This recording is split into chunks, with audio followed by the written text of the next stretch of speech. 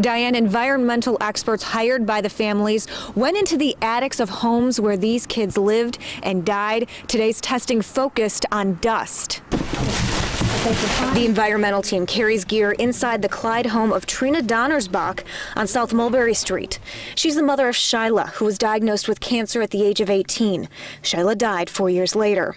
Donnerbach is one of several parents who hired an attorney and environmental experts to help solve the mystery of what could be getting kids sick. For me, it's peace of mind because I am raising now my grandson here.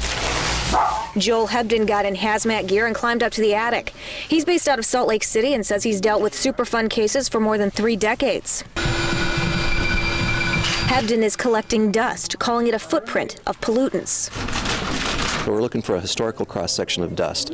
Attics are great places to find that because of the circulation through the attics. It acts as a stilling well and the dust settles. Tomorrow, Hebden will also take samples of the sludge at the bottom of the Clyde Reservoir, and on Wednesday, he'll test lime sludge at the Clyde Water Treatment Plant.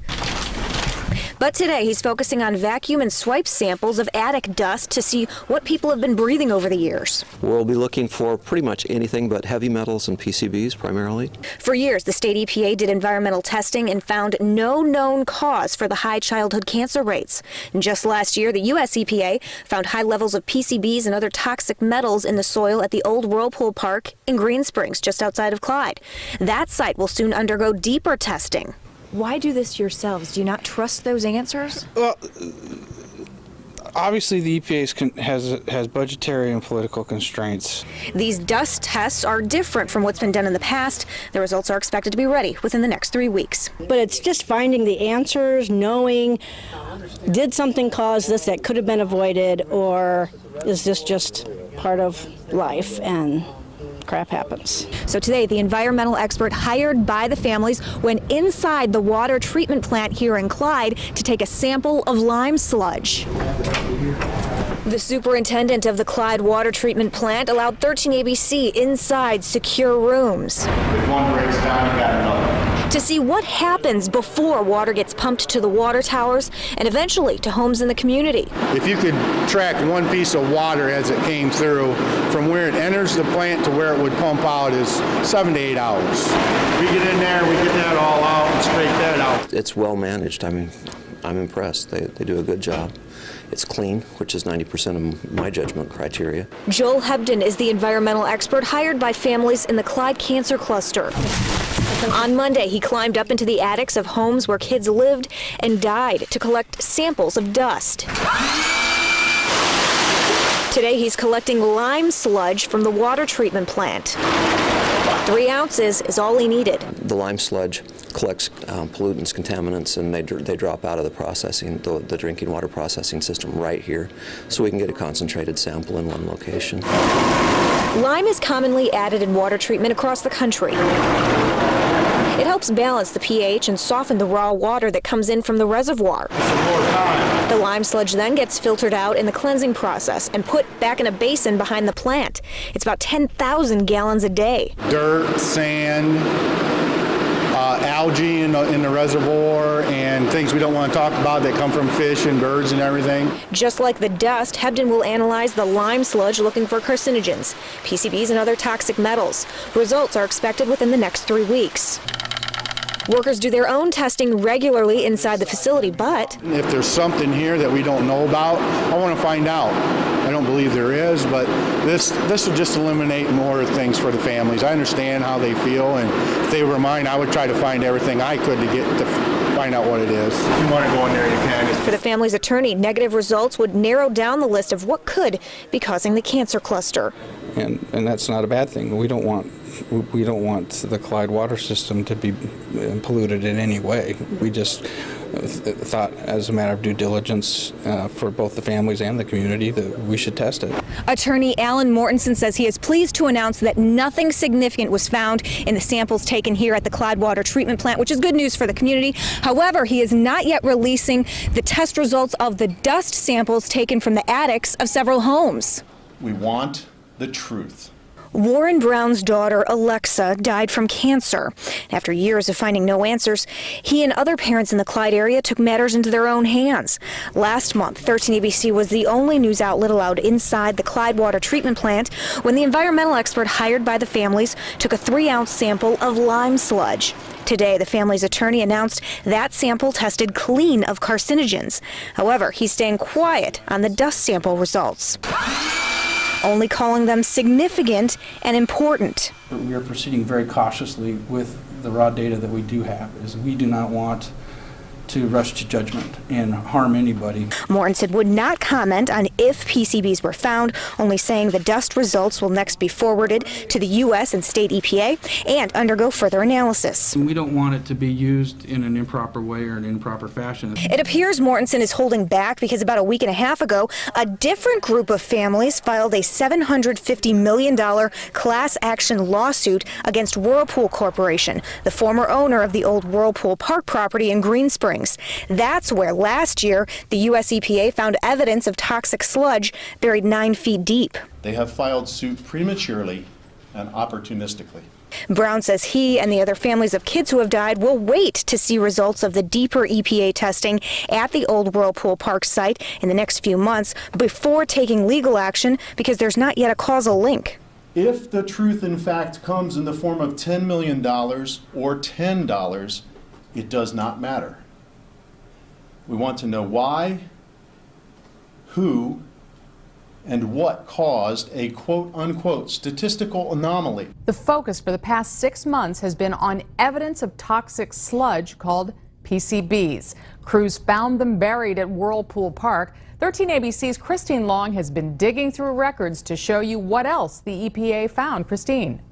Diane, the U.S. EPA's contamination investigation is still underway. Over the past year and a half, environmental teams have scoured 14 dump sites, plus an old paint factory that sits right smack in the middle of a residential neighborhood. Raccoon Creek runs next to the old Clyde Paint and Supply Company, which has been closed for years. Last year, the U.S. EPA found several drums of oil and containers of paint inside the building on North Mulberry Street, which the property owner then removed. Outside, the agency got rid of 100 tons of soil contaminated with lead, chromium, and xylene. The xylene, which is commonly used as a solvent, was found in samples up to 4 feet below ground. The report also says PCBs, a known carcinogen, were also found buried at levels exceeding standards for residential property. It's scary. We have 3 kids and, you got to worry about that. Heather Holmes lives across the street. Holmes believes the EPA didn't do enough to clean up pollutants at the site, considering the industrial property is surrounded by homes. Yeah, it's industrial with all the houses around. It's acceptable for who? Not us. I don't really see anything that shouldn't be there. Diana Wax lives along the creek. Her land butts up to the back of the old paint factory. Wax isn't worried and supports the search for what could be causing cancer in the small town.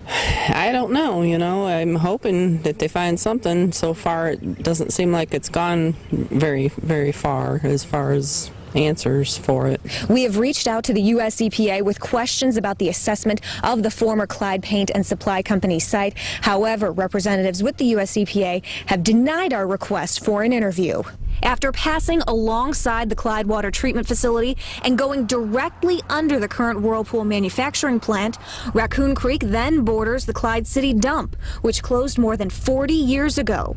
According to the EPA, appliances, drummed paint, and auto parts were among the industrial waste disposed at the 25-acre landfill. Testing at the old dump detected arsenic above residential standard levels, but not enough to warrant an industrial cleanup. The U.S. EPA found some of that metal contamination leaking into the creek. However, the amount is actually lower than the neighboring wastewater treatment plant is permitted to discharge into the creek. Is it a public health hazard?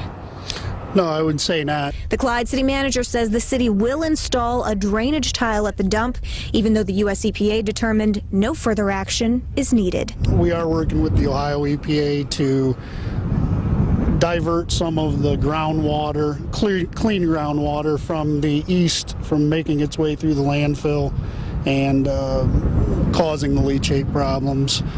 So far, there's still no causal link between anything in the environment and the unusually high number of cancer cases, but the investigation continues. If you'd like to read through the U.S. EPA's reports, we have that link on our website, 13abc.com. We've also posted links with U.S. EPA information about acceptable standard levels of those metals we mentioned, plus their possible health risks. In addition to PCBs at Whirlpool Park, get familiar with this word, Benzaldehyde. This is the new common compound suspected to cause cancer, allegedly linking all of the kids together. It was found in the attic dust of their homes in a sample taken to get a picture of the air they breathed. Now, those families and folks who live around the old park in Green Springs are suing Whirlpool Corporation for at least $5 million. The class action lists 27 plaintiffs.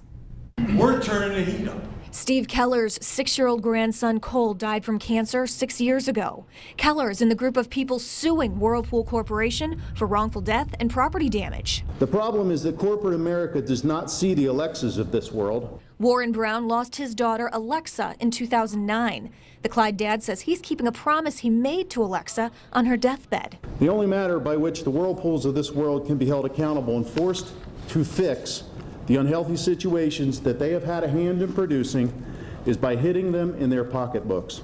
The lawsuit alleges Benzaldehyde, a hazardous substance and suspected carcinogen used in the Whirlpool manufacturing process, polluted the air, possibly through emissions from the plant's smokestacks. We were stunned again to find this in these attics. Their evidence comes from an environmental expert hired by the families. Back in March, the expert tested dust in the attics of the homes where the kids died. He found levels of Benzaldehyde far above U.S. EPA standards in each one. We tested homes that were fairly new, 10 years old.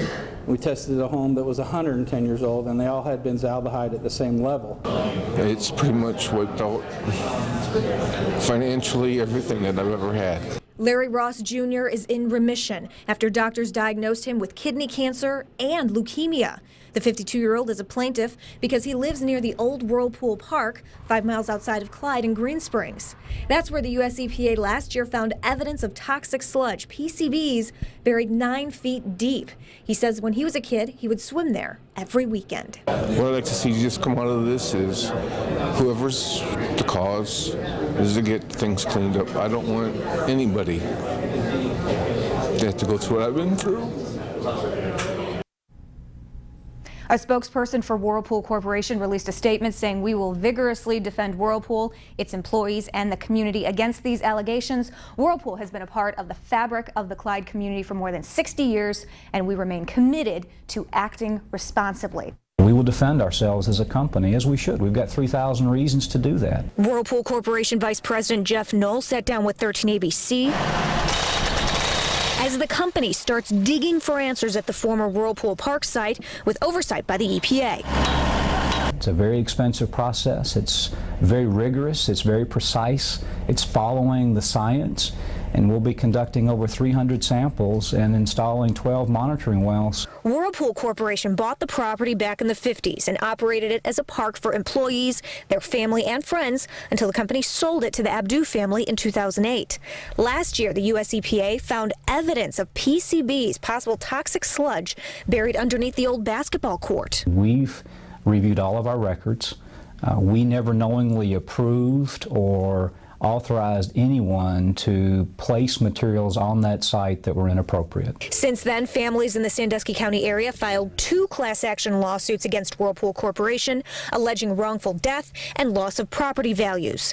The families are seeking hundreds of millions in damages, alleging PCBs found at the old Whirlpool Park and high levels of Benzaldehyde found in attic dust of homes got unusually high rates of people in this area of Sandusky County sick. Knoll says Benzaldehyde can come from other sources. It's found in baked goods. It's natural in terms of in cherries. It's used in preservatives. It would be used in your own deodorants or mouthwashes. So Benzaldehyde is a very, very common element and is not core to our manufacturing processes. Back at the old Whirlpool Park property, the attorney for the current landowners says his clients have their own consultant taking split samples. Our hope is that when this whole investigation is done, you'll either know one way or the other if it was or wasn't connected. We do believe in doing the right thing. We also know that people are looking for answers. Whether we'll find the answers at Whirlpool Park, we won't know until the science is completed. The sampling and testing should take several weeks to complete out here and cost Whirlpool about $300,000.